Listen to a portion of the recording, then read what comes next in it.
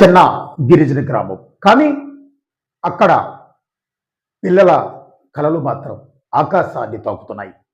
ఆ కలలకు ఇప్పుడు ప్రభుత్వం కొత్త రెక్కలు తెచ్చింది. కుర్ని గ్రామంలో జరిగిన ఈ కార్యక్రమం ప్రతి తల్లిదండ్రులు తప్పకుండా తెలుసుకోవాల్సిన విషయం. నమస్కారం, మీరు చూస్తున్నది Q99 న్యూస్. ఇలాంటి ప్రజలకు ఉపయోగపడే నిజమైన స్ఫూర్తిదాయక కథనాల కోసం ఇప్పుడే మా ఛానల్ను సబ్స్క్రైబ్ చేసి బెల్ ఐకాన్ నొక్కండి. విజయనగరం జిల్లా దారపర్తి పంచాయతీ పరిధిలోని కురిని గ్రామంలో జరిగిన విద్యార్థుల జీవితాల్లో కొత్త ఆశలను నింపే ఒక విశిష్ట కార్యక్రమం విజయవంతంగా జరిగింది. ఎన్నో ఏళ్లగా నాణ్యమైన విద్య కోసం ఎదురుచూస్తున్న గిరిజన విద్యార్థులకు ఇప్పుడు మెరుగైన వైద్యం అవకాశాలు అందించే దిశగా కూటమి ప్రభుత్వం కీలక అడుగు ముందుకు వేసింది. ఈ కార్యక్రమంలో విద్యా, ఐటీ అండ్ ఎలక్ట్రానిక్స్ శాఖ మంత్రి నారా లోకేష్, అలాగే విజయనగరం జిల్లా కలెక్టర్ ఎస్ రామసుందర్ రెడ్డి వెంటనే స్పందించి ప్రత్యేక చొరవ తీసుకోవడం వల్ల ఈ విశేషం జరిగింది.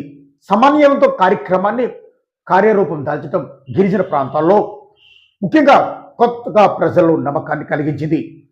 ఈ సందర్భంగా డిసిఎం చైర్మన్ గొప్ప కృష్ణ మాట్లాడుతూ గిరిజన ప్రాంతాల్లో విద్యా అవకాశాలు మరింత విస్తరించేందుకు అధికారులతో ఈ సందర్భంగా ఆయన చర్చించారు. ఈ సందర్భంగా ఆయన మాట్లాడుతూ విద్య అనేది కుటుంబాన్ని మాత్రమే కాదు, ఒక సమాజాన్ని మార్చగలిగే గొప్ప శక్తి.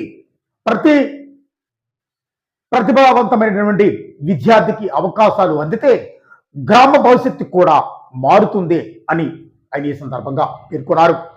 ఈ కార్యక్రమం ద్వారా గిరిజన విద్యార్థులకు మెరుగైన విద్యా వాతావరణం, కార్పొరేట్ స్థాయి విద్యా అవకాశాలు, నైపుణ్యాభివృద్ధి మరియు ఉన్నత చదువులకు బలమైన పునాది ఏర్పడుతుంది.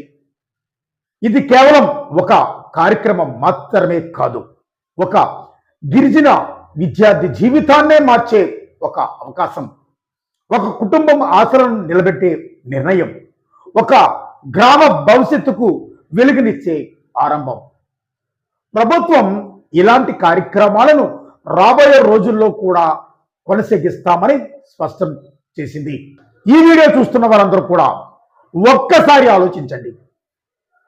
చదువు కోసం అవకాశాలు లేక వెనకబడి ఒక చిన్నారి సరైన సహాయం లభిస్తే రేపటి డాక్టర్, ఐఏఎస్ అధికారి, శాస్త్రవేత్త లేదా ఇంజనీర్ కావచ్చు.